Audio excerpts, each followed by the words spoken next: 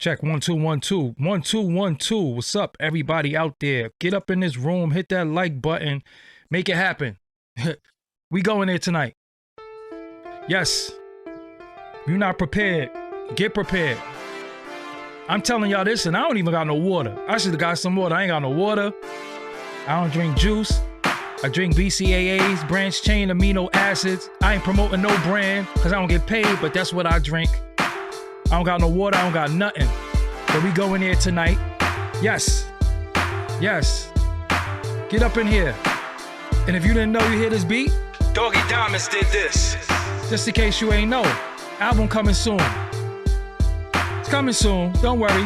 But for everybody that's here, Connecticut, you should be in the building tonight. You should be here tonight. Because we about to talk. We are about to talk. We about to go.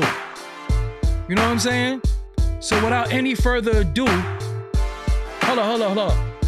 I'll come here first and just let y'all know. I ain't mean to stop the music abruptly, but I'll come here first and let y'all know what's about to take place. Nah, I ain't telling y'all nothing. Y'all see. What's up, everybody? I am Doggie Diamonds. Introduce yourself to the people. It's your boy Hollywood Ferg, a.k.a. King of Connecticut, King of New England, whatever you want to call me. So, CT, what part of Connecticut you from? Idaho. What part of Connecticut you from? Bro, I'm live, yo. From Hartford, Connecticut, man, the capital. Okay. The capital. I knew you for a minute. Me and you used to chop it up on the phone a couple of times. I think after I did the Alpac interview, you reached out to me. Yeah. And that was maybe 2 years ago. You reached out to me, and you wanted to get a few things in order back then, but we never got a chance to do the interview. Then after this Dame Grease interview went out on Drink Champs, you really wanted to get some things in order. So first of all, what is your affiliation with Max B? Well, first and foremost, that's my brother. You know Okay. what I'm saying? Like, from a different mother. Even though I look at his mother like my mother, that's my brother right there. But I'm basically the former president of his record label. Plus, I was his protege. Okay. One of his proteges. Okay. You know, right hand man type of way. You know, right man to the whole way. Okay. And what year was this? This was so long. I'm gonna say 07. Okay. 07, late 06, 07. So before I did the Come Up DVD with him, or after the Come Up DVD? Before the Come Up DVD. Okay, so you was We watched that interview so many times. Trust me. the second one and the first one, because you know it's two of them. People don't know about the first one. Hold on, which interview you talking about? All right, the first one we in the studio. Before the Amalgam Digital interview. Yeah, the first one is in that interview. Yeah, the first one is in the studio. Second one is in the streets. But people only remember the second one because it was the most infamous. In the studio was when he was still with Jimmy? Yes. Okay, yeah, no. So I wasn't Yes. I mean, I may have been, don't get me wrong, but may not have been in that one. Because I came in when he was still fucking with Jimmy. And, you know what I mean, shit just, within probably like 30 days, that shit just folded. It went, listen, because I went and he was like, yo, they blackballing me. And I was like, who? He wouldn't say. Yeah. So by the time you said, that's right and exact, like within the next volume of the DVD, Fendi hit me. He was like, yo, Max is ready to go. I'm like, go where? He like, yo, he ready to go off. I was like, all right, where he at? And then the rest is history. So the label was Gang Green. Label was Gang Green. I mean, what question you asking me again? Who was on the label at this time when you was around? Because I was always confused by who was Gang Green. Keep it a buck, like Gang Green was like Max and Bruno label. Bruno. Yes. Mm-hmm. Frank. Yeah. So I would say Frank Bruno, but Bruno was the homie. Yeah, but Bruno was the homie. Yeah. Bruno, that him and Max started Gang Green. You feel me? That was kind of like Max was signed to Bird Gang, but Gang Green was like his own little baby on the side and one of Bruno brainchilds. Him and Max put that together. Got you. So I always say there was that, but as far as like who was on the label, it really wasn't even much of a lick because nobody was signed. Nobody had contracts. Got you. It was just motherfucking just who Max was fucking with at the time. Like whoever was around him or you know what I'm saying? That's really what it was. You know what I'm saying? Like when I came along, Al Pac was there, of course. Mac Muster was there. Okay. And what I was telling you about the last time when Al Pac had that interview was the fact that Al Pac was locked up for most of the wave. Like Al Pac had got locked up early in the wave. Like before the wave really took off, Al Pac had got locked up. We was doing a lot of concerts screaming free Al Pac. Al Pac came home when Max was already blue trial. So he was just coming home. He missed the whole entire wave. And one of the reasons me and Al Pac never really, you know, clicked the way we should have clicked is because before he left, I wasn't who I was when he came home. You know what I'm saying? And it was hard for him to kind of understand that I had went from basically just, because to keep it a buck, how I started fucking with Max is I ran down on Max to get a feature from him. And doing that feature, we got a relationship instantly, and we just started fucking with each other like brothers. You know what I'm saying? And after that, all the songs we did after that, it was just love. It wasn't no charge. It wasn't no nothing. And the nigga, I was going by the name Messiah the Supplier at the time, and he came up with the name Fergie Lovebug. He wanted me to be part of Gang Green and change my whole persona. He like, yo, listen, that Messiah the Supplier shit, that shit too controversial, man. That ain't gonna get the ladies, man. You need to change your name to Fergie Lovebug. And I'm like, this nigga crazy. Like I'm coming out of Hartford, Connecticut, fucking with this Harlem nigga that's telling me to change my name to Fergie Lovebug, and I'm supposed to believe this guy. You feel me? Like, so I'm like, I sat on it for like 2 weeks. And then I wanted to put my own twist to it, so I came up with Hollywood Fergie and fuck the love bug shit. But it was always a.k.a. Fergie Lovebug. But, you know, Hollywood Fergie became the name that everybody started loving. And then what made me really fuck with it is because I started testing it in the hood with certain females, and they was loving the name. And then one time I had brought some females up to Harlem. They just rode up there with me to see Max. You know, they didn't know we was going to see Max, but they found out when they got there. They didn't, oh shit, this Max B. But he was calling me Fergie, and they didn't hear the name Fergie yet. So he used to always be like, yo, Fergie, yo, who that Fergie? Yo, tell them to come up, Fergie, what's up? So that name Fergie, they was like, oh, he called you Fergie? That's hard. Like, they was loving that name. So I said, oh shit, there must be something with his name. So that's when I started fucking with it and came up with Hollywood Fergie. So when you started dealing with him, did he have the case already, or he caught the case while you was dealing with him? Yeah, he was out on bond. Gotcha. Like I had started fucking with him like 5 days after he bonded out. Wow. When Jimmy went and got him out. See, what a lot of niggas don't know with that, and I could put some more shit on that. His bond was like, he needed like $120 to get out.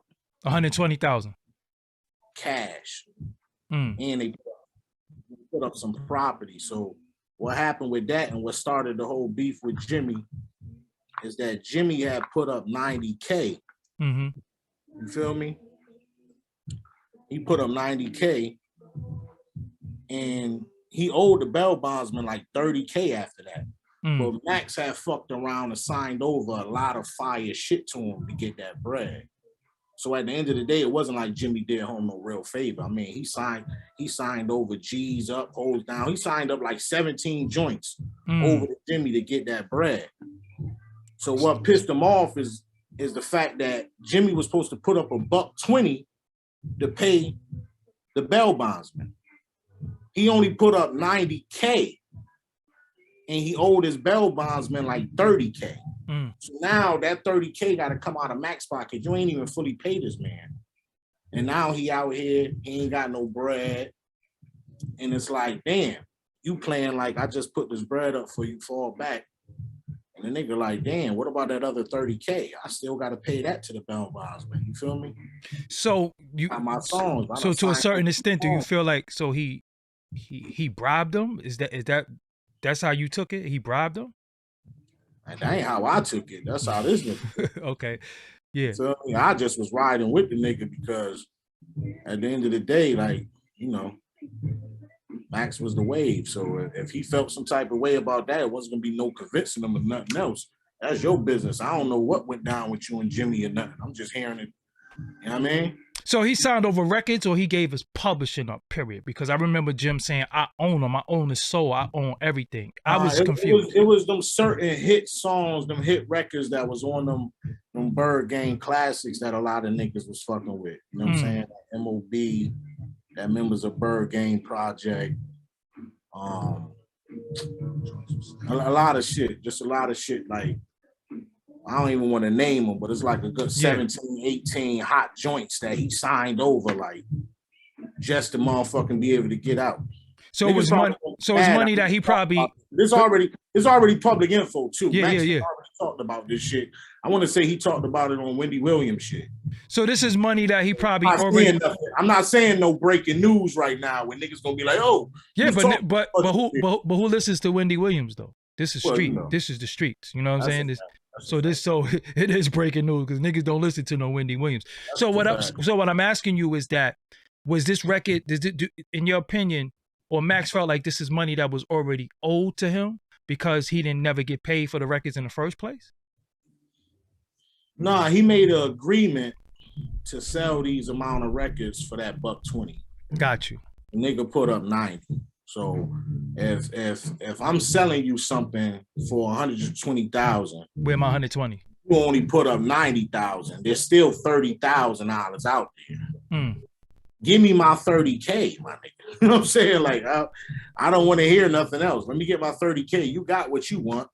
I did what I had to do. I signed off on some loyal shit here. You know what I'm saying? I took the deal with the devil, but give me mine. And I think that was a little, you know, but see, what a lot of niggas don't know, to be honest with you, and when I think back in retrospect, I feel like I was the cause of the fallout. And the only reason I say that is because, like I told you, I started fucking with Max like 5 days after he bonded out. So now you're out 5 days. You only been out for a couple days. You run into a nigga like me who put you on to a state of motherfuckers that's paying you firsthand. All right, but before we go there, because I'm gonna go there in a minute, but let me ask you something. Did Max write the whole G's Up record? He wrote Jim verse and everything? I can't say he wrote Jim verse. Okay. Okay. Niggas don't give Jim a lot of credit. Jim fire, man. I ain't gonna say, man, Jim fire. I don't know about niggas writing Jim verse. No, he make a lot of dope music. I never front on him for that. You know I think niggas made a lot of hooks and gave niggas some fire ass ideas. But as far as writing all Jimmy verses and all that, I ain't got no firsthand knowledge of that. Let me ask you something. That music in the background, that's the radio station? I'm at a radio station right now. Okay, yeah, because it's picking up a little bit. Fucking podcast room. Okay.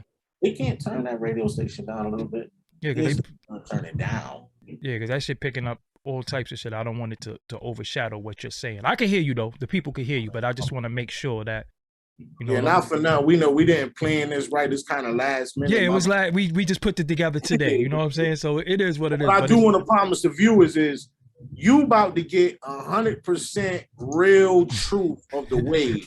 If y'all niggas ever wanted to hear about the wave, like this has always been like propaganda. Like niggas have never heard the real story. This is the uncut, no filter story on the No Filter podcast. Yes. So all right. So let me. I don't fuck about none of you niggas in the comments right now.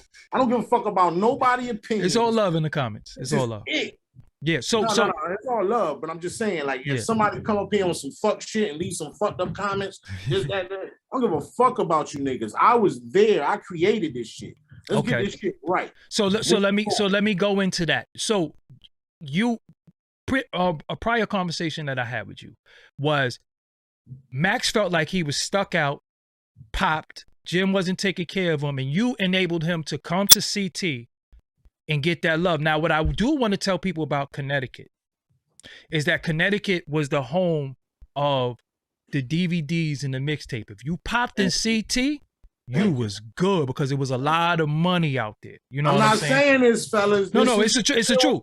It is the truth. Saying this. It is the truth. So I was validated. So I was doing. I was a part of the Come Up DVD, Forbes DVD, a few DVD brands, and Connecticut was one of the biggest markets. So why you think 50 moved out there? You know what I'm saying? 50 moved there because that's where the mixtapes was bubbling at.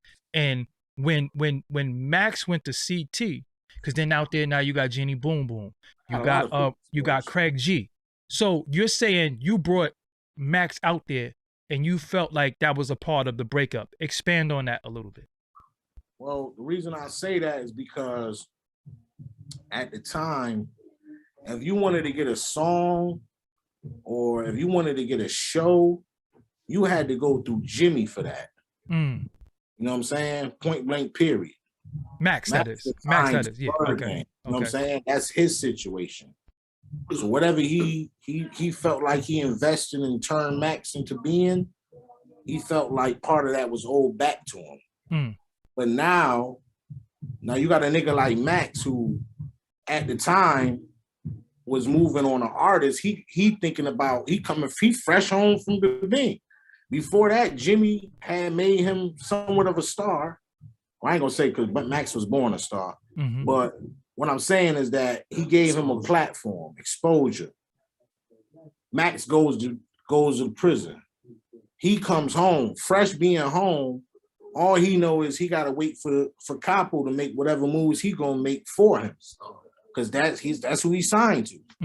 Here comes this guy, Messiah the Supplier, that helps you start making $8,000-$10,000 on your own every week. From nothing. So you like, wait a fucking minute. After making the money, he realized, hold on, man, I ain't giving nobody none of my show money. I ain't giving niggas none of my feature money. Fuck this shit. Niggas owe me bread. And it just went down like that. And I think the stress of the case played a part too. Because now it's like, motherfucker, and to keep it a buck, it was always talk. Would Jimmy had got Max out if Stack didn't get killed? That always been the talk in the hood. I'm telling you straight from the fucking hood what the hood said. What the hood saying. Niggas always was looking at that shit funny, like, hold on, this nigga took a minute to get Max out now. Max did about 9-10 months before he got bonded out. But mind you, Stack was alive at the time. Stack gets killed. Now it's like, hold on now. Let me go get this nigga out. Never peeped that. Right now. Never peeped that. And I'm going to keep it a buck. I don't even think Jimmy money was up like that back then. So dropping a $120 probably wasn't just something he could really, really, really do like that. I felt like, you know how we fake it till we make it wave, but that balling record propelled him to another level. So I think around that time, and then when he finally started getting the proceeds of a lot of that, he was able to turn back and say, fuck it, let me go get this nigga out. But it seemed like he only did that because Stack got killed. And that's how we felt in our hood.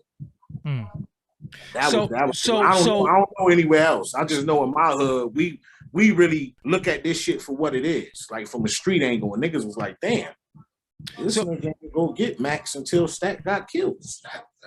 So let me ask you something. So you're around Max. He's still Bird Gang, but then it's a particular point where the energy shifts. I do the Come Up DVD interview. What was the breaking point for Max? When did you see, hold up, nah, this shit just went left? Breaking point, him and Jimmy had got into an argument. I don't want to get into all of that, but whatever they got into, it was the final straw. It was a heated moment or whatever. And then when it really got real, I felt like it was Public Domain 3. And he that all the lip singing when he just said, fucking, I'm about to air these niggas out. You know what I'm saying? Because some shit had went down I don't even want to talk about that was real behind the scenes that Max couldn't be around the nigga no more. You know what I'm saying? It wasn't nothing done to Max, but it was something done to somebody close to Max to the point where Max had to make a decision like, I can't be around these niggas because you know what I mean? At the end of the motherfucking You talking about what happened with Bruno? I don't know nothing about that. Okay, keep going. All I know is nigga was like, you know what I mean? And Max is a loyal nigga. So at the end of the day, that, you know, you touch one of his, he ain't fucking with you. Got you. So that was the was you ever felt like you was in the middle? Did you, because at one point now it's just on. Max is airing them out. Max do the Come Up DVD. That's out there on fire. Was it a point where, and then they actually got it on a couple of times in the street, like it actually got physical. Did you ever feel like you was in the middle? Yeah. But okay. I never really thought about it like that. And it never was nothing that really dawned on me. Like, it was never like, I don't know. I just thought the way the niggas that I had around me and certain shit, it was like niggas was prepared for whatever, so it didn't even matter. But I think that it was a thought, but not a heavy thought. You know, it wasn't like a real, because I'm over here in Hartford. Niggas ain't crossing these boundaries doing nothing to me. So you would have had to really catch me out, you know what I'm saying? Out of bounds to really do that. And if I'm moving out of bounds, then you know I'm moving right. So where does French Montana come in all of this? French came in around, I want to say, like, we already had the wave up and running. The wave was up and running for a good motherfucking probably 6-7 months before French, you know what I'm saying, came around like that. But what was going on at the time was that I had somebody who was booking French out here. My man Jake, he was a promoter, manager over at this major club we got out here, and he was kind of like, he had just started booking French to come to the club, but he was really booking Cocaine City, the DVD. He was doing this shit called Cocaine City Fridays. You know what I mean? But at the time, you know, Club Blue was already popping. It was just like, you know how niggas is in Miami, how they clubs is already lit. Yes. And they'll just pay for an entertainer just to catch the stump. They don't really need the entertainer there. You know what I'm saying? The club is already doing big numbers. It's just more like, okay. And that was kind of like a marketing play that he was trying to play that, you know, I don't know what was going on with that, but he was doing Cocaine City Fridays. And just so happened, we was bringing Max down in the city all the time. You know what I'm saying? Like, nigga, the presence of Max being in Hartford was being heard by everybody. And everybody was just like, yo, this is the wave. This is the wave. So French being a smart nigga like he was, he like, hold on. You know what I'm saying? I need to attach to this wave. And just so happened, he had his little past issues with Jimmy. So it just all coincided. You know what I'm saying? And niggas did need that Cocaine City platform at the time. So what happened was nigga had took the Cocaine City, took the wave and put it together and called it Coke Wave. So it was like we had a movement going already, which was like the wave, and he was doing his Cocaine City thing. But when he put it together with us, it became the Coke Wave, and it just like, it was like, I don't know, it just happened to happen just like that, and it fit perfect. It all fit perfect at the end of the day. So where you took an issue with the Drink Champs interview with Dame Grease. Yes, sir. What was your issue with that? My issue is this. My overall issue is this, that you know, when you get on a platform like Drink Champs or like yours, this is real validation once you step on these platforms. Like, niggas gonna sit back and fact check your shit. You know what I'm saying? That's just what it is. Like, these are serious platforms. I can't come on here talking no bullshit and then niggas go back and say, you know what I'm saying? Like, yo, that shit was all cat. You know what I mean? What the fuck this nigga up there talking about? And at the end of the day, what I felt like went down was niggas went on Drink Champs and they validated a story that was true but untrue at the same time. And then I was completely left out of the history. Now, let's recap what the Drink Champ shit was about real fast. Okay. Niggas went on there. Shout out to Dame Grease. I love him to death. That nigga raised me. You feel me? That's what a lot of niggas don't know as far as like my history and all this music shit didn't start with Max and French. I was fucking with Dame Grease when I was 17, 18 years old. You know what I'm saying? Like, I was connected to the whole Vacant Lot wave. I came up under Vacant Lot, so it's always gonna be Vacant Lot till I die. Like, I love niggas. You know what I'm saying? Me and Grease had our little falling out. Shit never got repaired. And I felt like he went to go do that Drink Champs interview because I went and did an interview on a Beat 139. Shouts to the Beat 139. That's the homie Vito, right? Yes, sir. Vito. Yeah, shout out to Vito. Shout out to them. Shout out to them niggas. Them some real niggas right there. So I went on there last year and I did an interview and I aired out my truth. And it is what it is because it's not just my truth, but it's the truth. You know so let's some type of way about that. But I felt like Grease wanted to show me, you know, because you know that's big homie right there. He brought me in the game. I was nobody when I met Grease. You know what I'm saying? At the end of the day, when I was 17, 18, Dame Grease was multi-platinum producer. You know what I'm saying? He didn't even have to fuck with me. But what was the story that bothered you? Oh, what was that? What was the story that bothered you? Oh, well, as far as the Drink Champ shit? Yes. It was the fact that they went on record saying that Sour Diesel, the song Sour Diesel, with Nori and Styles P in Greece, and the song Connecticut Kush, listen to the name of the song.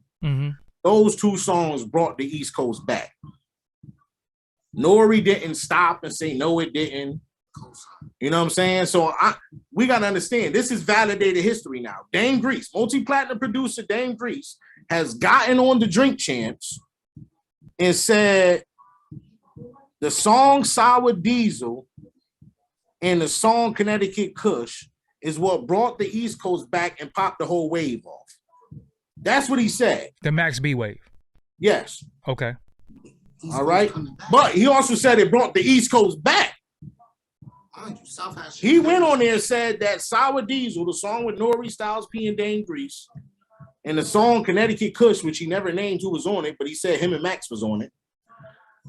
Those two songs brought the East Coast back. Let's start there. And that's what popped the wave off. That was his story. That's his truth. There's nothing I'm putting in his mouth. Everybody could go watch the interview. It's up there. Now let's bring it back. Where he went wrong at is he lied and said he sat there and he thought, oh, what song do I need to bring the East Coast back? We smoking sour. He claimed he created that song just like that, right? I'm the one that came to the nigga and said, yo, you the motherfucking East Coast version of Dr. Dre. This nigga like, man, I ain't no fucking East Coast version of Dr. Dre. I'm Dame Grease. I'm like, hold on, man. Listen to what I'm saying. Dre came with the Chronic.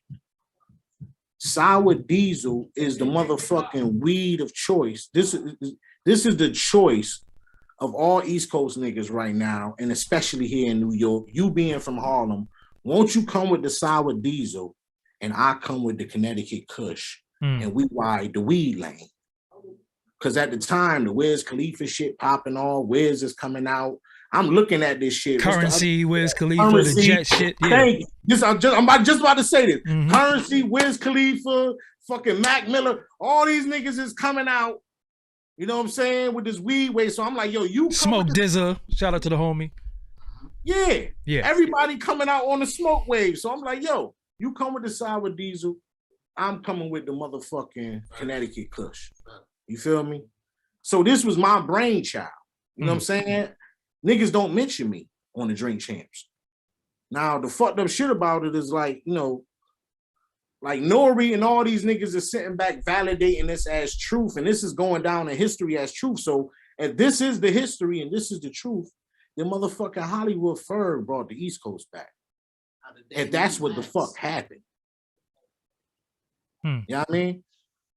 And then another thing, he says that he called Max to come do the song Connecticut Kush. You never called Max. I ran down on Max at the Funk Flex car show. You never got Max's phone number from me.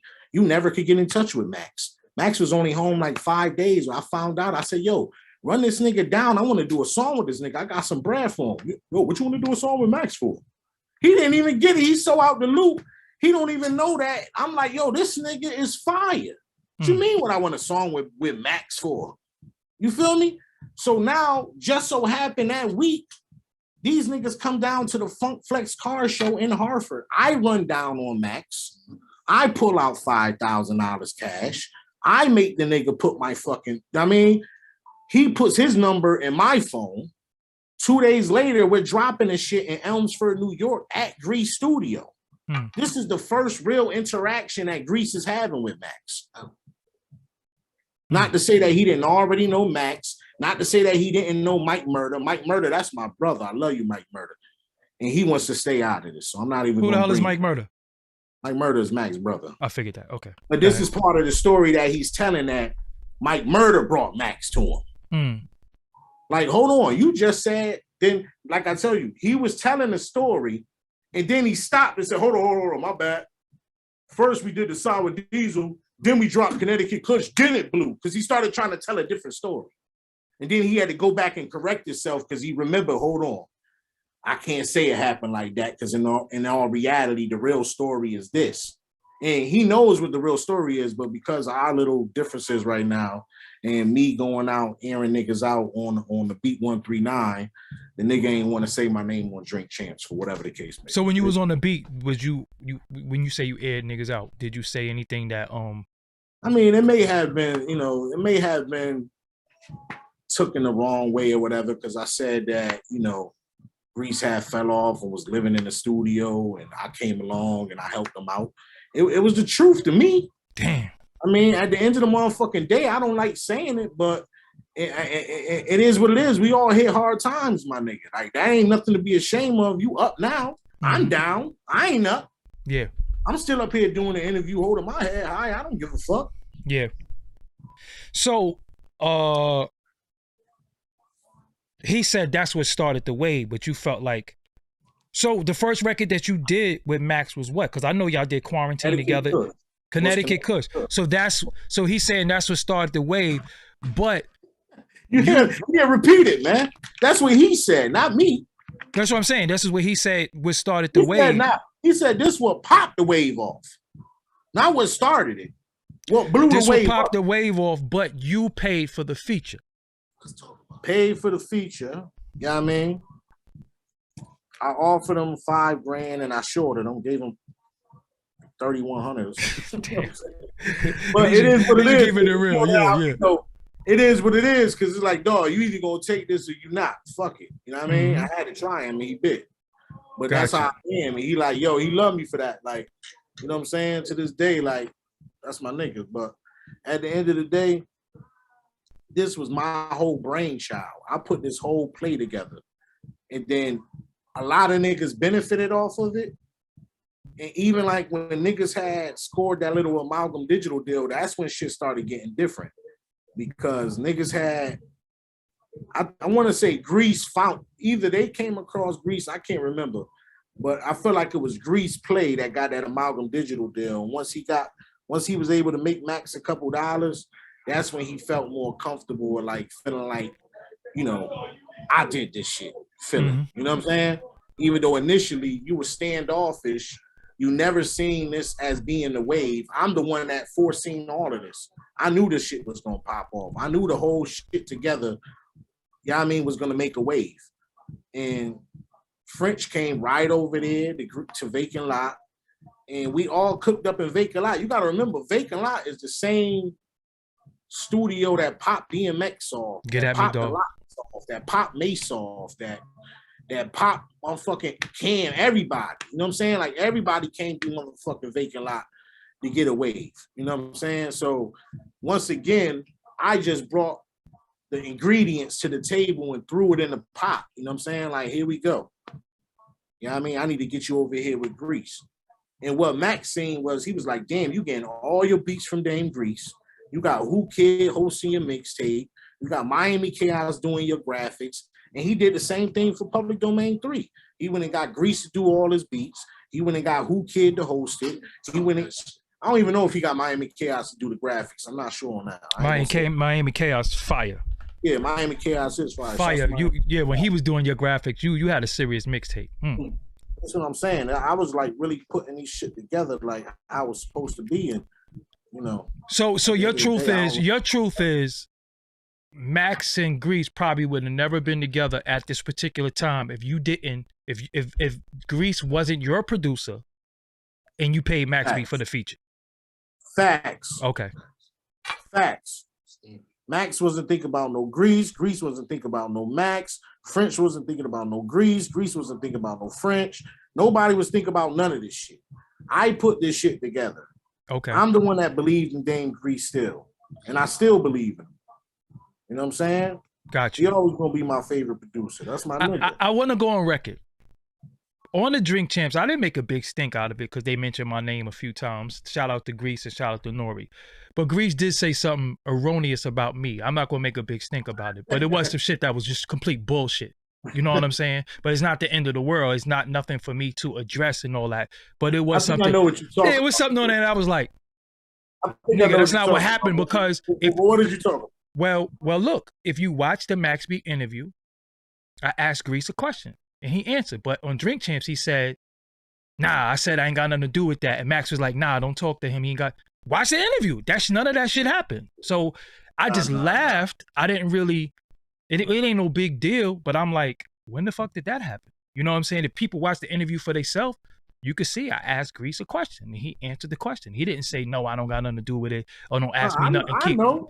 Yeah, so when he said that on Drink Champs, I said, yo, they don't got nothing to do with me. Keep me out of it. Max was like, that shit never happened.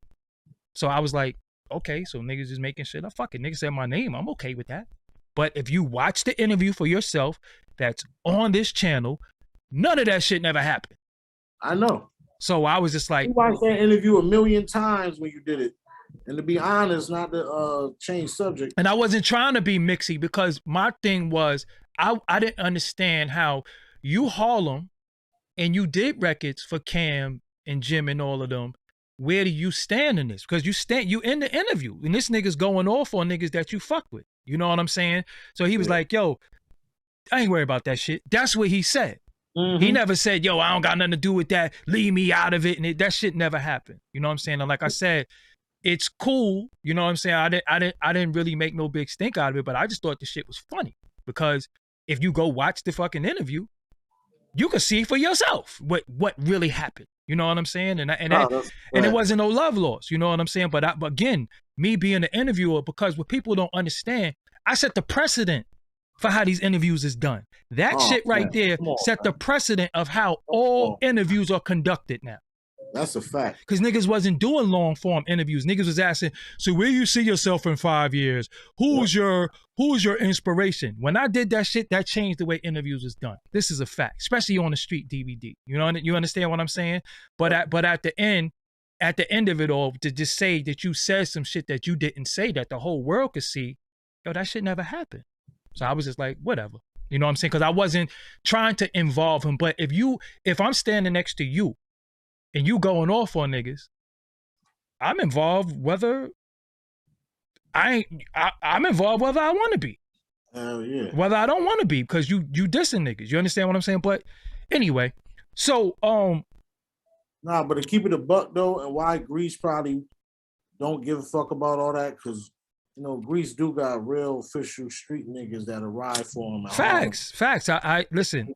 Running down on Grease and none of that shit going on. He don't got nothing to worry about. But again, me doing an interview with somebody that's disrespecting dudes and you're standing in the footage. I'm like, because I didn't know, mind you, like you, bro, certain things we spoke about prior to this, but I don't know everything you're about to say. I never know what, like I interviewed Gunplay the other day and niggas was like, yo, how long you knew Gunplay? I was like, I just met him during the interview. So people be thinking I know people prior to us talking, but this is the first time me and you ever even seen each other. We spoke on the phone a couple of times, but we spoke about other shit. You understand what I'm saying? So do you know, can you validate when Max B is coming home? Can you, because we hear so many, we heard he's gonna be at Summer Jam. We heard all blah, blah, blah, blah, blah. When is Max B coming home? I'm probably out of the loop more than you on that. Because to be honest, like, that's my brother. But a lot of fuck shit has gone on. Like, whereas niggas have tried to jump in the middle and like cause division, but it's never been nothing like directly said to me or about me whereas me and Max got an issue. But, you know, of course, you know, you probably heard him say, man, Gangrene is over and all of that and the records and certain shit. So at the end of the day, he's keeping quiet and not telling nobody too much of anything. And certain niggas, it seem like they trying to put little division between us. So I'm not really gonna know nothing till he come home and actually walk out, because I'm not hearing the truth from nobody really. You know what I'm saying? So when the last time you spoke to French? I ain't speak to French in a minute, but I had some peoples that ran in the French in Atlanta like last year. And this be the funny shit, like, you know, niggas just be coming up with anything, because my man ran into him in the studio. And once he found out my man was from Hartford, he was like, yo, you know Hollywood Ferg? He like, yeah, I know Ferg, that's my nigga, whatever. He like, yo, is it true though what they said about Ferg, that Ferg a rat? Ferg a rat? He like, what are you talking about? Like, that never been on Ferg name ever. So I'm like, where is this information making it to a nigga that's from the Bronx about a Hartford nigga saying that I'm a rat, when nobody in my hood or anybody would ever verify some shit like that? So I'm like, did he just make that up? Like, why would he say that? Because the nigga, like, I just feel like niggas been trying to stay away from me, because I don't know if they feel like I feel like I'm indebted for something, or because what I did for niggas, because I did a lot to help niggas pop off, yo. It is what it is. Like, I got to deal with niggas I run into every day that be like, man, that nigga French, home a sucker, man. Home ain't put you on. Home ain't bless you. Home ain't do nothing for you much as you did for that nigga. Yo, that's fucked up, yo. Like, niggas be talking like this every day to me. You know what I'm So saying? when people say as much as you did for him, what did you do for him?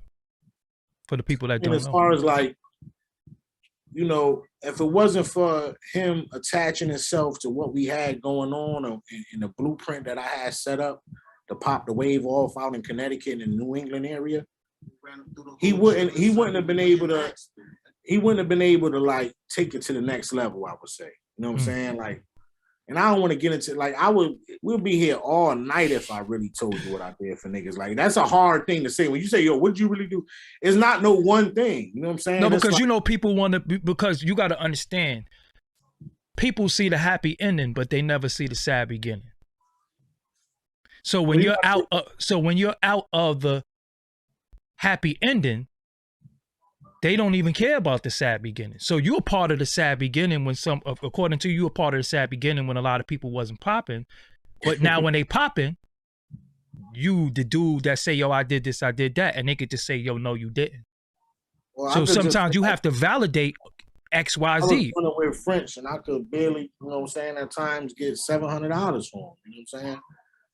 For a feature or a show? Get shows, features, whatever. You know what I'm saying? It was a hard sell at one point. You know what I'm saying? But we kept selling it. I mean, I had got my Cadillac CTS wrapped up with me, Max, and French picture on the sides. I'm riding through every hood you know what I'm saying, putting product out in all stores and putting up posters and, you know what I'm saying, booking shows and getting features and all the time, niggas, a lot of motherfuckers was like, yo, who French? Like, why you got this nigga on the side of your car? Niggas didn't really know who the fuck he was like that at that time. So I did a lot in Connecticut. In Connecticut. Yeah. Okay. Yeah, because he definitely was known out here. I ain't gonna front. Yeah. He definitely was known out here. I'm not gonna say that he wasn't known, but I'm saying he wasn't a household name. Like, it wasn't like you could just ride up on anybody. Everybody knew who French was. You really had to be on the DVDs. You really had to be into that. Like, everybody's not into watching podcasts and all this. This is kind of like the same. 1 second. Yo, homie, Zay, whatever your name is, you got one more time to type that, and I'm going to get you the fuck up out of here. Stop spamming my chat room. Thank you. Moderators, get that shit up out of here. Thank you. Go ahead. Yeah. So, like, I look at these podcasts, like, what you got going on. This is fucking the come up. This the new DVDs, yes. The new DVD wave. So this is the new DVD. At the end of the motherfucking day, everybody's not tuned into you though. Mm-hmm. It's just the niggas who came up, you know what I'm saying? Like, and I know you got a lot of new motherfuckers too, but at the same time, this is, if you're into this type of shit, you're gonna be on Doggie Diamond's channel. You're gonna be on the Drink Champs. You're gonna be on these other certain, you know what I'm saying, platforms looking for this type of, you know what I'm saying, shit, because the motherfuckers that's interested in this is the same motherfuckers that was watching the Cocaine Cities, that was watching the come ups, you know what I'm saying, I was watching the Smack DVDs. Like, it's the same. So you're actually on my favorite Max B song called Quarantine, which is funny as hell in these times. You're on Quarantine, right? Yeah, definitely. Oh, that's my favorite Max B song. Definitely. That is my favorite Me too. song. Yeah. And he actually says your name. Think that's Max's favorite song. Yeah, he says your name in the beginning of the record. That's the first time I heard your name. Yes. So he says your name in the beginning of the record. But Quarantine is my favorite Max B record. You know what I'm saying? Like, I listen to it. I never listened to it once, as a matter of fact. As soon as it go off, I put it back on. You know what I'm saying? Like, I love it. So how many songs do you have with Max? And so how many songs do you have with Max in French? You know what's funny about that? I don't have a whole bunch of songs, but it seemed like all the songs that I had was the songs. Saying, like, my songs was like the songs. Like, you think about, like, I'm So Wavy, you know what I'm saying? That was like a definitive song of the whole entire wave of that moment. So name the songs you got for the people that don't know. You got to validate, you know. Kush, CT Bitches, you know what I'm saying? Like, but it seemed like I just happened to be lucky enough to jump on the main songs that was kind of like the soundtrack to the wave. You know what I'm saying? Like, those songs is always going to be remembered as the soundtrack to that wave. Like you said, look, this nigga said Connecticut Kush was the song that popped the whole shit off. Yeah. I'm on that. You know what I'm saying? Like, well, that's your song, right? Songs. Like, now back to I'm So Wavy. How many niggas could say that Jay-Z mentioned them? Yeah. Mention a song that they on. Stunting to the max. I'm So Wavy. Yeah. People didn't get that though. I caught it. I said, yo, he just shouted out Max B. But you know what the fuck that made me feel like? Like, when I first heard that and when it first dropped, and look at the date when it dropped, it had to be 2012 because I'm in a motherfucking prison cell doing a motherfucking bid, and I got the headphones on, and this is the first time I'm hearing this shit drop. You know what I'm saying? I heard Dre verse first, and I'm like, oh shit. Then I heard Rick Ross. And then when Jay got on and said, I'm stunting to the max, I'm so wavy. Yeah, people didn't put the max in the wavy to, yeah, because I did like, too. Yep. I'm on a track that's being mentioned by Jay-Z.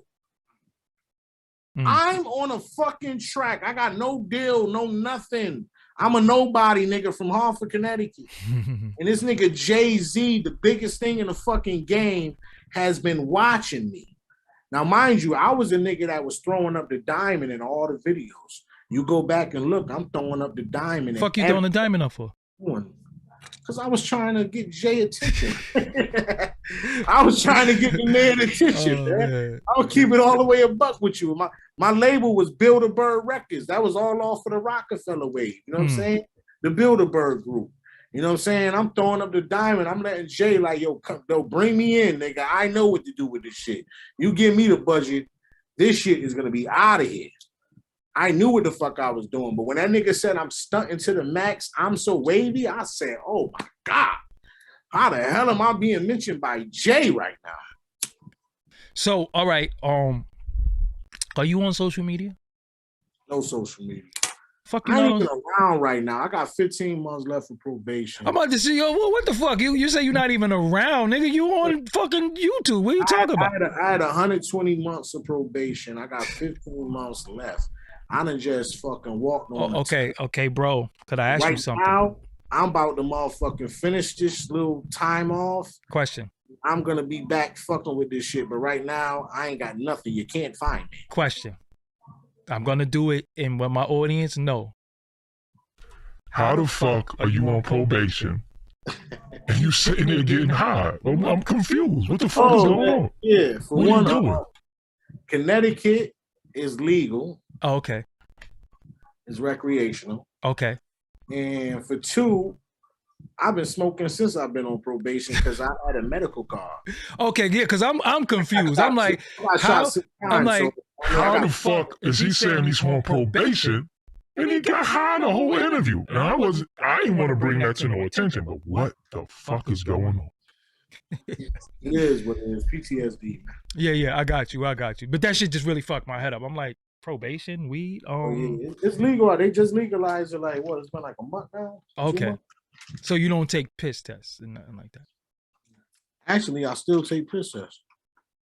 Because they want to see if I'm on Molly and all that other. Okay. Yeah, because I'm. It ain't just about weed no more. Because you know what happens, right?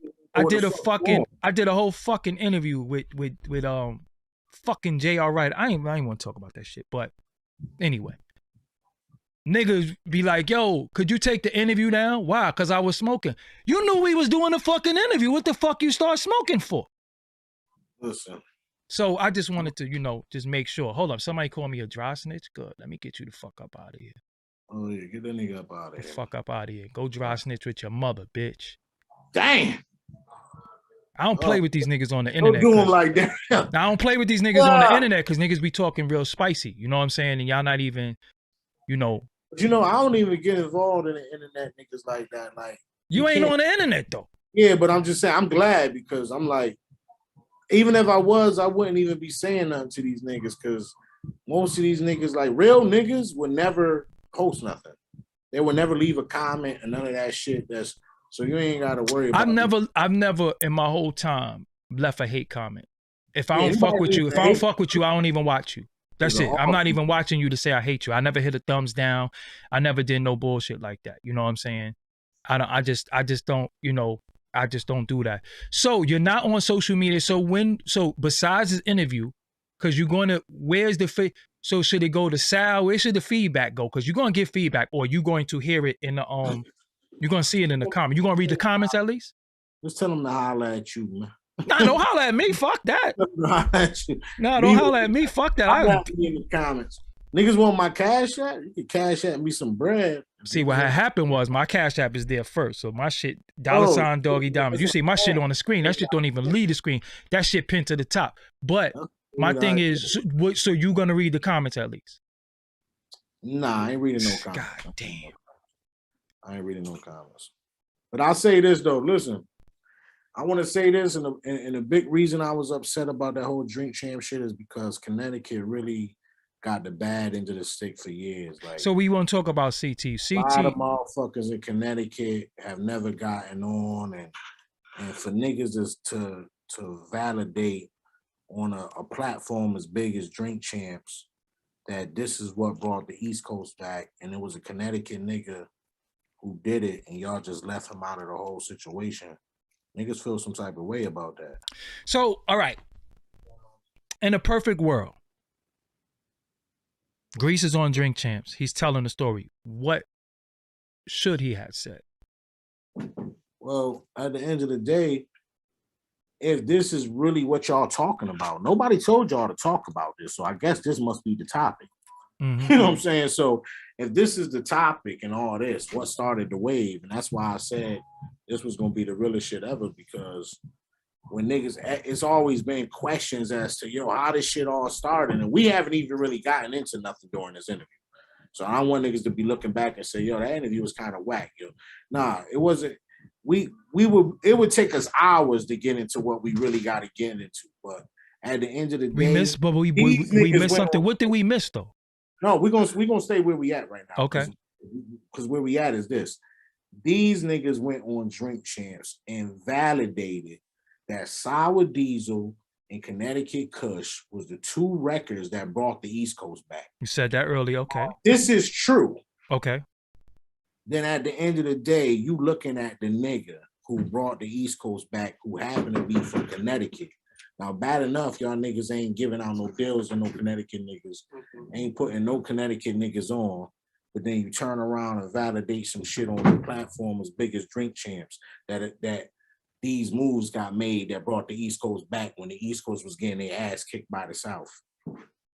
Now you're looking at the nigga who was responsible for the shit that they just completely left out. This is what this interview was about. So do you feel like they did that because you a Connecticut nigga? Or exactly? You felt like they did that because you from Connecticut, or they just ain't fucking with you? Nah. What I'm just saying, it just happens to be, again, Connecticut niggas can't fucking get a fucking break. Because at the end of the day, if this is what brought the East Coast back, then show Connecticut love. We've been showing New York love for years. We done supported everything New York ever came out with. When the fuck is New York gonna turn back and say, you cannot get on a fucking Drink Champs interview, you being from Harlem, Max being from Harlem, Nori being from Queens, and saying that a song called Connecticut Kush brought the East Coast back. None of you niggas is from Connecticut. And for the record, you put the song together because you paid Max for the feature and got the beat from Greece. It was my idea. I came up with the song Connecticut Kush. I told him, yo, this song is called Connecticut Kush. Give me a hook. You Nate Dogg, nigga. I'm stepping to the side and waiting for it's my time to do my verse. Greece, you make the beat. You know what I mean? So you wasn't at least happy when Raekwon said, peace, Connecticut. That ain't make it. Yeah. Okay, I'm about to say. Man. Ray is in my top 5 greatest all time, man. And I guarantee you my top 5 all time, nobody can fuck with my top 5, man. My top 5 is invincible, man. All right, let me hear it, because if this shit is bullshit, I'm going to let you know. Come on. You want me to start at 5? I got to start at Ray. Okay, that's 5. That's 5. Okay, is this in order? Or you just... Or backwards. 5, 4, 3, 2, 1. Go ahead. So Raekwon is number 5. Okay. Number 4 is LL Cool J. Okay. Oh man, this platform is all. Listen, this top 5 can't be beat, man. Listen. All right, stop explaining it. Just do it. LL. Okay. I'm with you. Right. Okay. 4. Number 3. KRS-One, man. Okay. Gotta put them right in the middle, man. Okay. Right in the middle. KRS-One. Okay. This is where the shit get tricky. 2 Number and 1. 2. Mm-hmm. I hate to say it, you know what I'm saying? But it is what it is. Pop, man. So why you hate to say it? Pop is number 2, man. Okay. I hate to say it because I got a lot of mixed feelings about Pop now. You know, after, I look at Pop, it's sad to say. And it's just like this, nigga. Don't talk shit about Tupac. We don't want to get you banned on this shit. Don't talk shit about... I got number 2 on my goddamn list, so I ain't gonna go there. Okay. And let's be honest, if it wasn't no Tupac, we probably wouldn't have no Max B. That's a fact. Because that's a part of his name. But that's why I got Pac number 2. Okay, go ahead. Now, who's number 1? Number 1, come on, dog. Nas, man. Nas. Hands down, man. Okay. Hands down, man. Come on, man. You can't have the rap game if you take Nas out of it. You take Nas out of it, you might not have nothing. You damn near done wiped out an entire ideal collect. Like everybody borrowed from Nas. Nas is just like, come on, let's stop playing, man. Nas changed the style of rap. By all means. Niggas had to take it serious once Nas started rapping. By all means. By all means, you do have an artist by the name of Rakim. Oh, come on, man. You know that. Oh, so what are you talking about? I feel like Nas just took it somewhere else. Nas was like Rakim on steroids at that point. And in your top 5, you have another artist named KRS-One. Oh, why you think he in the top 5? So you can't. Top 5? So you put. But that's like saying that we can't consider Mayweather to be the greatest boxer of all time when we know damn well Mayweather is the greatest boxer of all time. I say he's the greatest boxer of our time, but I can't say all time because I ain't old. Mayweather? Yeah. I'm saying as far as like legacy is concerned and the business that was handled with his career, we would have to put him as the greatest of all time because nobody did it as strategically and nobody beat more world champions than him. And at the end of the day, the money that was made and generated with the celebrity fights after and all the stuff that just, come on, the dude about to be a billionaire, man. Gotta give him his props, man. So is it about money or boxing skill? What are we talking about? He beat everybody. Canelo, Pacquiao. Okay. Mosley, De La Hoya. Come on. You can't, he beat everybody. I respect I respect that, but my whole thing is that little before our time, it was 2 boxers that was considered the greatest of all time. And you know who they was, right? Ali and who's the other one? Robinson. Is it Jackie Robinson? Not no damn Jackie Robinson, Sugar Ray Robinson. Robinson, my bad. Damn. Yeah, but you wanna, Yeah. But I mean if you want to say that Mayweather is the GOAT, that's I don't really argue people point. I like the marketing when he come with the best ever. You never heard the best ever. It's still greatest of all time. It's still biting though. That's new. Ain't nothing like that GOAT. That GOAT is that GOAT, bro. Great. GOAT is the top. You're never gonna beat the GOAT, but he came with a new legacy. That best ever. That TBE, god damn. They ain't better than GOAT though. Listen, that GOAT ain't nothing fucking with that GOAT. I gotta go with Mayweather. And to be honest, if you want to go really, it would have to be Ali or Mayweather. You can go Ali because of what he did politically and culturally. Yeah, he really, I get it. No, I get it. I mean, but again, if people, I'm not a Mayweather hater. I'm definitely a Mayweather fan, supporter rather. So I get it. And my favorite Mayweather fight is actually Mayweather versus Chico Corrales. That's my favorite Mayweather fight. You know what I'm saying? So I don't really watch sports, but I watch boxing because I like me too. I like seeing people get punched in their face, so that shit just really do something for me. So I like Pretty Boy Floyd opposed to Money Mayweather though. Yeah. Because Pretty Boy Floyd was knocking niggas the fuck out. Money Mayweather was the defensive dude. You know what I'm saying? Yeah. But Mayweather ain't the GOAT though. I ain't gonna say he the GOAT. I think what it is because every Mayweather fight, you like on a motherfucking you on the verge of like watching him if he about to take his first loss. And that's the whole. I never thought none of them could beat him though. Huh? I never thought none of them could beat him. I'm gonna be real. I never thought none of them boxers could beat him.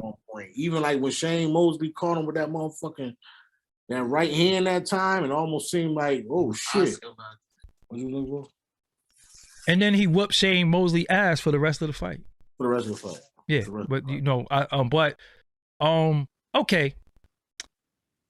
So when we close out this interview, what is your overall message? You started the wave. If it wasn't for you, it wouldn't be no wave. And that's not a diss to Max. Yeah. That's not a diss to Max. It's more so with Greek. You're going more against Greece. It's not even I'm going against Greece. I know. Well, you responded to the Drink Champs thing. What you felt was. That's all this is. That's all this is responding to Drink Champs. That's why I said we didn't go into anything. I wasn't trying to be funny or nothing. But the fact that, we're just primarily responding to the Drink Champs. And maybe we'll come back later and follow up on some more shit. You know what I'm saying? But I don't want the viewers to walk away or anybody to say, yo, what was this interview about? Nigga up there drinking, niggas just talking about Mayweather. No. But is it doing a quick little response? We're doing a quick little response, but is that's all. I do want to say this. Yeah. The tri-state is New York, New Jersey, and Connecticut. Thank you, sir. From Doggie Diamonds to all the people in CT. Shout out to Connecticut. I love Connecticut, Hartford, Bridgeport, Stamford, all the areas in Connecticut that is hood as fuck for one. Very, very hood. And New Haven, just all the people out there who show love to me, who's on the check-in with me on a daily. Shout out to y'all. I do not leave y'all out of that tri-state because somebody who I learned from, Ralph McDaniels, used to always say, New York, New Jersey, Connecticut. So when he said that, that let me know that Connecticut was a part of something. And if you, Little Jim really quick, Little Jim, if you really want to get your record broken, you go to Connecticut. And when they start playing that record, New York comes after. But that's watch this though. Watch this though. That was the cheat code for a long time. I don't know what interview KRS did, but it was recent. I want to say within the last 2 to 3 years. But he said that the music always moved. It'll start in the Bronx, then it'll go to Philly, then it'll come back to Connecticut, and then it'll be everywhere. Mm-hmm. I don't know why he said that. You know what I mean? Anybody could find that interview, look for that shit, but he just did that interview probably in the past 2 to 3 years. And you know what I mean? Shout out to my nigga Sal Pacino just walking through the door. Yes, sir. Shout out to the homie. Yeah. But I do wanna put some respect on Connecticut. Shout out to y'all. Y'all not you know, I wish there were more artists that came out the city. I wish y'all didn't have to come to New York to blow up. I wish that CT would stick together and really, really do what y'all need to do. It was a lot of fire niggas out here. It's a lot of fire people in Connecticut, but y'all gotta get it together. Y'all gotta get it together because again, y'all got something out there, and we come out there, and you know, unfortunately, dudes come to Connecticut, fuck all the chicks, make babies out there, leave, take all the money, get booked out there, and then bounce. Exactly. So you know, y'all have to just really do some homegrown shit and just put on for the city. You know what I'm saying? And but that you know, and this is the crazy shit about it is like the reason why I got a lot of love out here in the state and beyond because niggas knew that all that shit had stopped with me. I'm the nigga that was like, hold on, this shit coming through here, we gonna benefit off of this. You know what I'm saying? And if it wasn't for me, I don't put a lot of blame on everybody because at the end of the day, I did, you know, catch a case that threw me out the loop. You know what I'm saying? That halted my career. And I talked about that on my interview with the Beat 139. Anybody want to go check that interview? Y'all shout out to the Beat 139. Go check their YouTube and subscribe. Y'all can see all that, but I don't want to get into that now. But anyway, at the end of the day, you know, Connecticut was right there. We was about to be out of here because regardless, like, I was the nigga that had the seat. You know what I'm saying? You know how you got a motherfucking, say you got a Bentley and it's only motherfucking 4 seats in there. You know what I'm saying? You got Max, French, Grease, and Hollywood Ferg. You know what I'm saying? But at the end of the day, what happened with Grease was Grease and French had got into their little situation where French kept it pushing on Grease. I caught my case, fucked me up out the loop. Do the world know that though? Cause Max motherfucking locked the well, no. Oh yeah, a lot of niggas don't know this shit. That's what I'm trying to tell you. Like, we didn't really get in this shit. Don't gloss over that. I hate the tease you had to Ferg, don't gloss over that. What happened with French and Grease? Let me see. From what I recall. Don't let that voice get low now, bro. Keep that energy. What I recall now, I don't remember much, but there was some shit where French was just like moving forward. You know what I'm saying? And this was like the beginning of that whole Twitter wave and all that. And I think Grease jumped on Twitter and said some bullshit like, yeah, French don't fuck with his New York homies. just some corny shit. You know what I'm saying? Like, I know what Grease was getting at it. He was trying to get French attention, like, you know what I'm saying? Because I guess French really wasn't really fucking with him like that, for whatever the case may be. And is this Chopper Down time? French was moving on. See, like, is this Chopper Down time when he went to exactly. See, you know, you've been following. You know what the fuck going on. Come on, doggy. You know everything that's going on. You know? Don't hold back. If you want to ask the questions, ask it. Because is this when he went to the South and was fucking with Deb and Walker? I could tell you another story with that too, with that whole Chopper Down shit and all. By all means, tell us the story. So now it's another situation now. So French goes down there to meet with Deb Atney and all that. You know what I'm saying? He did get robbed by Gucci and all that. All that shit did go down. You know what I'm saying? But whatever the case may be, nigga went down there and he came back, you know what I'm saying? And he wasn't even back a week yet before Walker had a show out here. Walker had a show at motherfucking Hippodrome in Mass. Mm-hmm. I mean, Springfield, Mass. Shout out to Springfield. He had a motherfucking, he had a show out there, Waka Flocka now. So now French fresh back from the big Deb Atney meeting and all that, gassed the fuck up, playing shit from down there and all that. You know what I'm saying? Just like, you know, I'm like, oh shit, okay. Because to be honest, I felt like, I really don't want, niggas gonna be thinking I'm capping, man, but I'm gonna keep it a buck. It's a lot of funny shit that went down. Like, I really was on the South shit first, I feel like, because I used to be playing that shit. And the nigga French used to be like, yo, what's that? And I used to be putting him on South shit. That nigga wasn't on the South like that. But he seen that that's where that shit was going. So he ran down there because when niggas don't understand, like, French was smart enough to know, all right, if I go down there and get the work from down South, and I bring it back and serve it to these East Coast and Connecticut niggas, they gonna extra fucking jump on my dick. If they see me with songs with Waka Flocka and songs with Gucci and all this, he's gonna be out of here. He done already made his name from being around Max and all this now at this point. But historically, though, you get the work and you take it down South. But continue. No, he did the right shit. But no, musically you go down South and you come back. But historically, the work, you take it down South because it tripled. But that's back in the day, shit. Yeah, I'm talking about that. Yeah, but continue. Now this is now to bring it back a little bit. I don't know if niggas remember that song "Plenty Money" with motherfucker Plies or whatever. I do not remember that.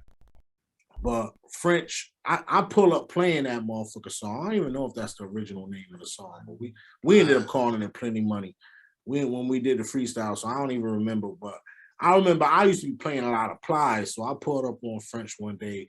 You know, yo, what's that? I'm playing Plies shit or whatever.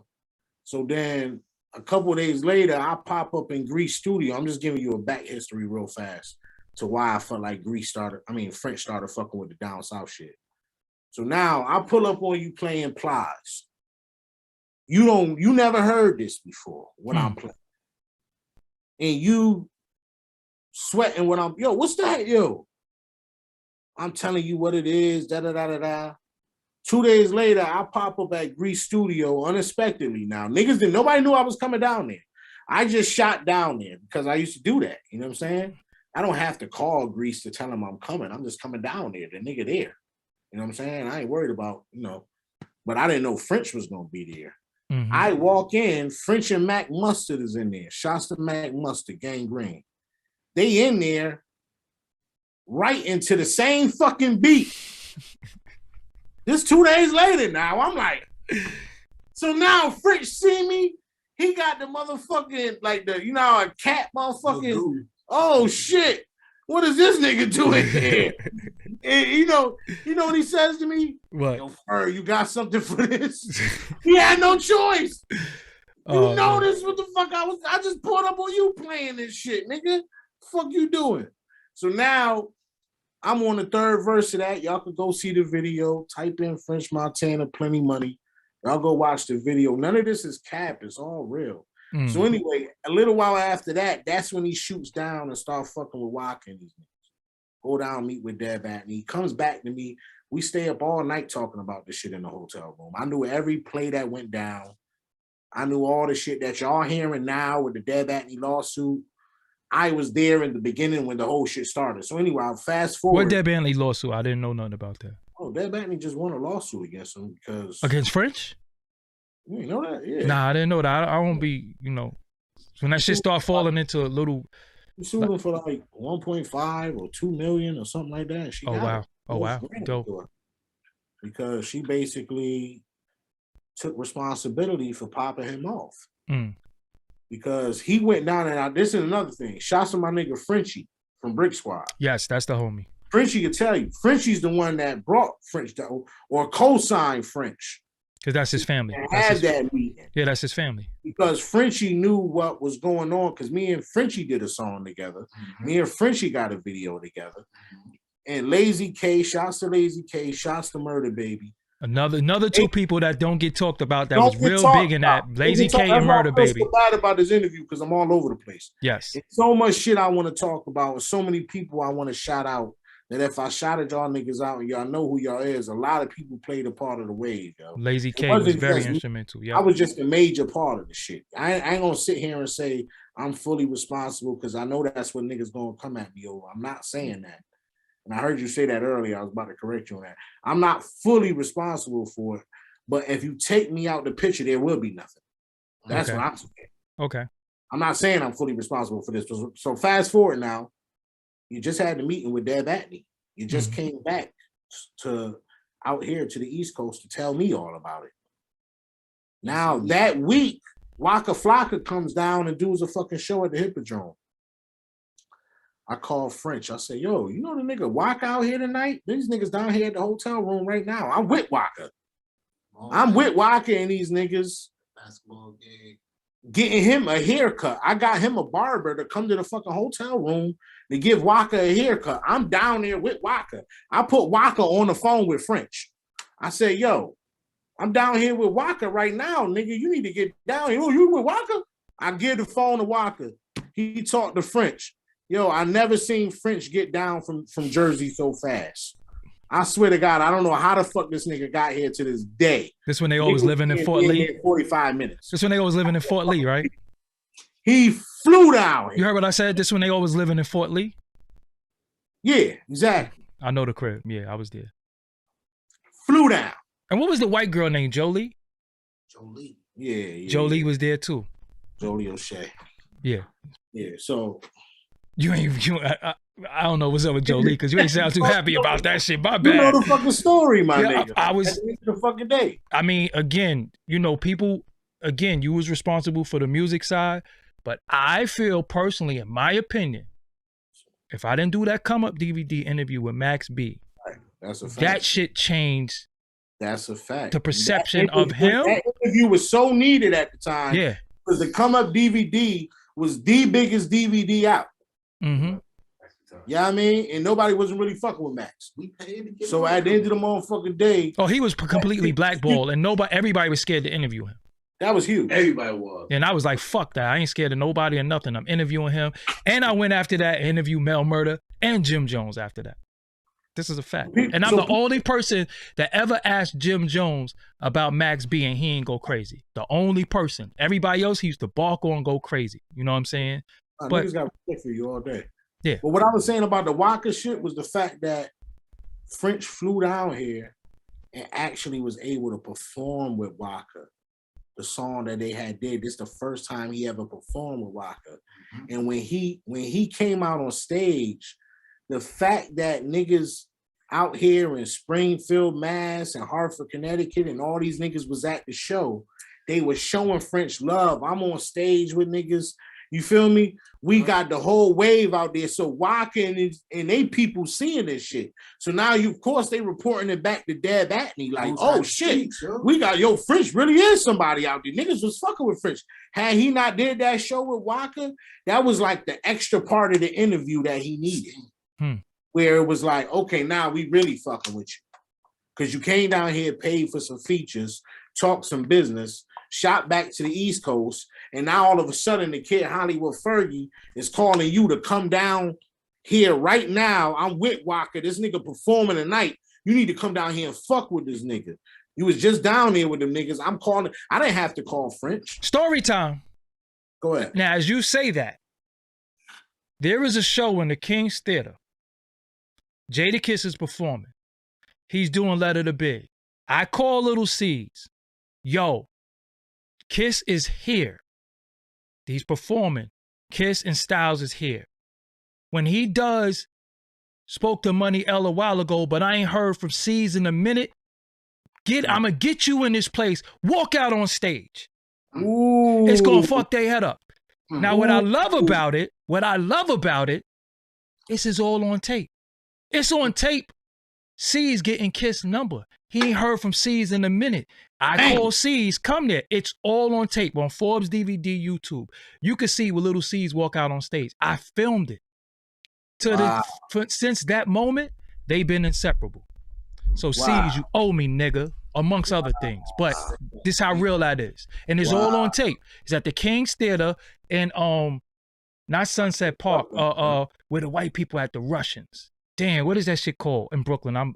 But C's used to live over there. And I said, yo, Kiss is here. When he say, I ain't heard from C's in a minute, walk out on stage. Because you could see Kiss turn around like, who this walking? He like, oh shit, it's C's. It's all on tape. Damn. That's how real that is. And they've been inseparable ever since. Where that's at? I put it on DVD and it's on Forbes DVD YouTube. So again, I don't front about nothing. But again, niggas act like I ain't a part of a lot of history too. But whatever. I'm Doggie Diamonds. I'm here. I heard a lot about some of your history and like your shit is mind blowing. Yeah, it's like beyond fucking real. Yeah, I put a lot of plays together. But look though, the difference between me and other niggas is that I got more money than a lot of these niggas. And I got more stature and I'm my own boss. Fact. So I never, Brighton Beach, thank you. So I never have to be in a situation where I could say, yo, I did this for him and they didn't do this. I just keep it moving because I'm not attached to nobody. You understand what I'm saying? I'm attached to me. You see this behind me? That's my name. You see that on there? That's my name. You see this YouTube? That's my name.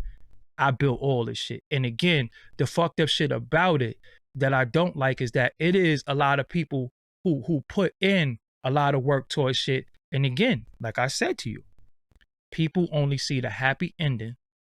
They never see the sad beginning.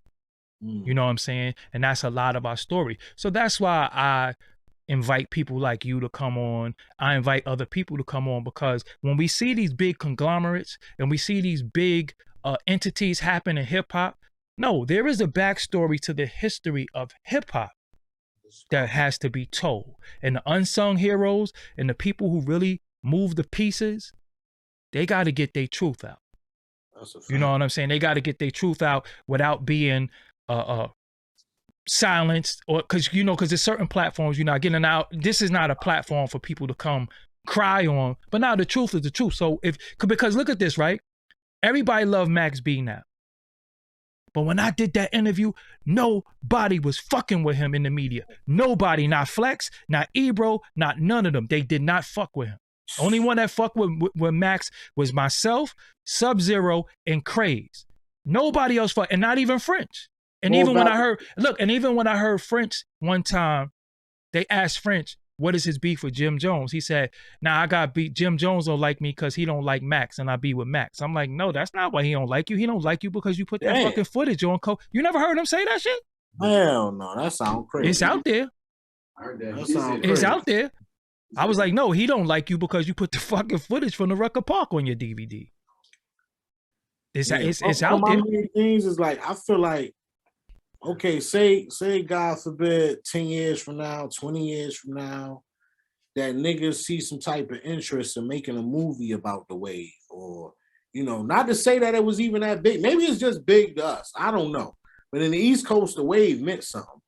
But if niggas was ever to make a movie about this shit, and then we're gonna walk away with a Drink Champs interview that's validated that this what popped the wave off, I just wanted to be able to just come for the record, you know what I'm saying, on a platform like yours, something official that's real validation that this is what popped the wave off. If it was Hollywood Ferg. Hollywood Ferg thought about Sour Diesel.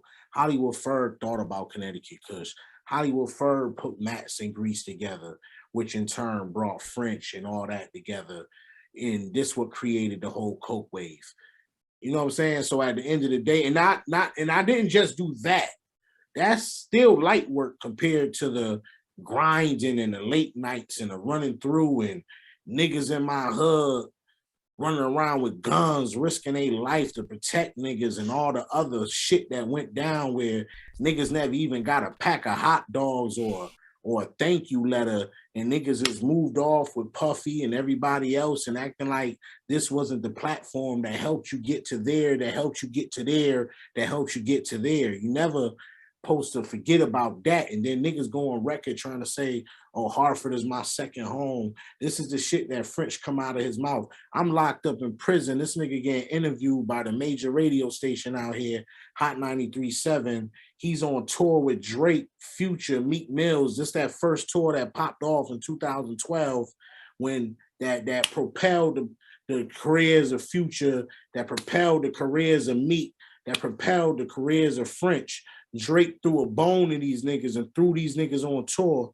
And then you come to Hartford and you get interviewed by Hot 93.7 and you turn around and say Hartford your second home, and they interview you and you say that the wave and all this started here, and if it wasn't for Hartford, but you never mention my name.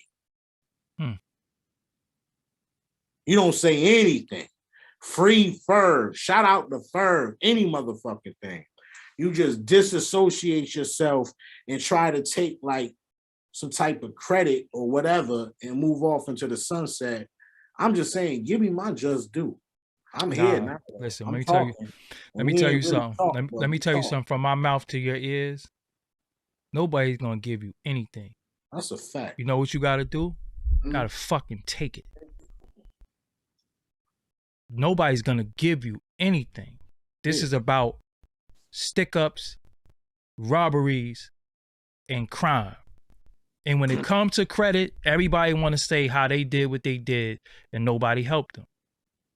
And that's just what it is. So as for myself, again, when I went on Drink Champs, I mentioned people that I don't even fuck with like that, but I can't mention my success and my story without saying Jordan Tower. I don't even fuck with Jordan, but I gotta say his name because I would be a corny nigga if I didn't. I gotta say M-Rec, even though me and him talk and we still partners, but I have to say that. I have to say Fendi. I can't be like, yo, I'm just here because I'm Doggie Dime. No, these people were instrumental in my beginning. Now I'm on television, right? But when you want to go to the beginning, yo, you go to the beginning. Somebody said, how do you smoke? CT said, how do you take credit? You take credit by telling your fucking truth and your story. Because every time, you're going to get cut out. Every time somebody tells a story, they always going to remix the story. They always going to remix the story. And the truth doesn't need validation, only a lie, right? So what you don't understand is that when you lying, you're going to tell the story different times. You're going to tell it different ways. When you're telling the truth, you're only going to tell the truth one time. But Ferg, all right, I'm about to get the fuck up out of here. I got 250 push-ups to do. Yeah. I'm in trouble. I respect that. I did 250 today. I'm supposed to do 500 a day. I haven't did no push-ups. Yeah, I haven't done no push-ups in a week. Yo, I used to be like 300 pounds, bro. Yeah. You know what I'm saying? So I'm on a different path. I drank my protein. I did my 3-mile walk today. Listen. Shit, why you ain't making a career out of pushing that health shit on niggas, man? That's a big wave if you got the key. Whatever. Niggas don't want to live. You got the key, man. Niggas don't want to live. But niggas don't want to live. Niggas want ready to die. You know what I'm saying? But yeah, before I think this YouTube is acting kind of crazy right now. It might cut us off. So anybody you want to shout out before we go? I want to shout out my nigga Sal Pacino. Definitely. Shout out my fucking Southside friend. He in here with me right now. Shouts to Tucci Smalls, shouts to the whole motherfucking wave too, you know what I'm saying? If anything, I do miss my niggas, everybody kind of went their separate ways, but at the end of the day, we made history. And I'm just motherfucking validating the shit. I'm on a 15-month countdown. It's probably the best thing that ever happened that I've been on probation, because these niggas, once y'all niggas hear from me, it's gonna be like a motherfucker thunder cracking in motherfucker 15 months. It's about to turn all the way back up. So niggas just better get ready, because I'm motherfucker coming for mine. And I know what you're saying, Doggie, and you absolutely right about taking it. And don't think I'm not trying to take it, but I just been quiet. I'm in calm. I talk for a living. 120 months of probation, but right now we about to crack the motherfucking skies open, my nigga. Yo, so I'm here. Shout out to Sal Pacino, who's been 100% solid with me since I met him. I'm forever indebted to you for just keeping it real with me. You know what I'm saying? And in many different ways, you kept it real with me, and just always did good business. So if you from Connecticut, if you're not from Connecticut, or you are from Connecticut, that's a guy who you should be in tune with if you from CT, Sal Pacino, because he definitely is solid. You know what I'm saying? With me, he's always been solid, and did business with me on behalf of other people too. You know what I'm saying? And just always just did great business. So what I want to do, somebody says something. No, this might get you in trouble. But I'll give niggas my motherfucking phone number right now. Niggas want to holler at me after this. No. Don't. Let me get phone number. Don't fucking do that. But I do want to say this. Listen. Give me your top 5 rappers from Connecticut ever. Top 5 rappers from. Because you said fucking nah, Kara. Let's do some CT shit. Top 5. My favorite top 5. Oh man, I only got a couple. I don't even think I got 5, to be honest. But shouts to my nigga Bands De Niro. Okay. Motherfucking Guns De Niro. Top 5. It's a lot of niggas, man. I don't even think I can't even name them, because niggas would be mad at me. I told you to get you in trouble. I'm only shouting out one nigga. That's Bands De Niro right now, man. All right, so he the nigga that right now. If you want to go check a nigga from Connecticut, go check motherfucking Bands De Niro right now. This nigga's on fire, man. Okay. Listen, that's my nigga right there. Like, that's my homie right there. Like, and he is the one. You know what I'm saying? So y'all go check for him. You know what I'm saying? Like, okay, Bands De Niro, that's what it is. We always been in the slot for number 1, number 2 is up between us right now. Right now he's up because you ain't active, so it's Bands De Niro. Exactly, he's the one right now. Yeah, he's the one. But I do want to say in closing, shout out to you. We finally got to get this build over with. This is like a few years in the making. And again, shout out to Sal Pacino for being 1,000 with me. And this ain't gonna be no, definitely not.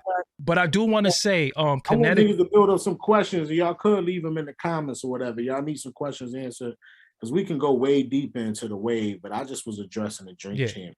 But I do want to say, Connecticut. Don't be afraid to get at me. If you're an artist from Connecticut, you're looking for exposure, you don't have no outlet, hit me up. You know what I'm saying? Don't be afraid to get at me. I work with unsigned. It ain't about no deal, about none of that. I have something called the Next Wave. This is it, right? And it's called the Next Wave because the Next Wave artist. And it's funny you hear. And guess what block I was born and raised on? It's called Waverly Avenue.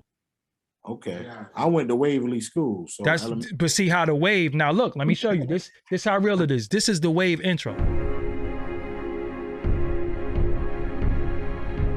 Get the fuck out of there. That's fire.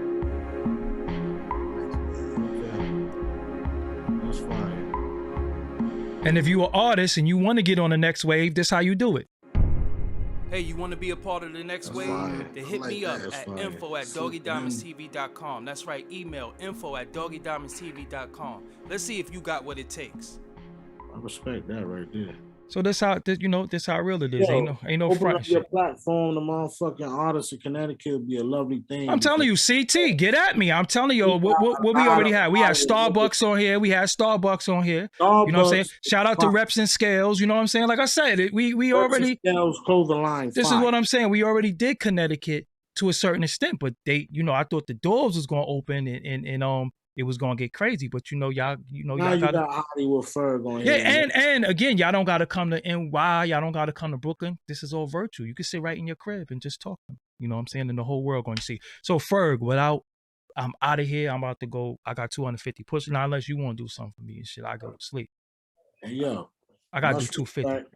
I I gotta do told two. you a long time ago, yo, me getting an interview from Doggie Diamonds was like the icing on the cake. You told me that. You told me that like I 4 was years like- ago. Yeah. Like, I don't even give a fuck about if I ever make it in the industry or any of that shit. I got an interview from Doggie Diamonds. Was like, trust me, my nigga, this has been a blessing, and I feel like now I'm officially been granted into the Hall of Fame of hip hop, because you can never take away my interview with fucking Doggie Diamonds. And it's up forever. Now look at the hat too. This how real it is. So Ferg, I'll holler at you later on. I'm out of here.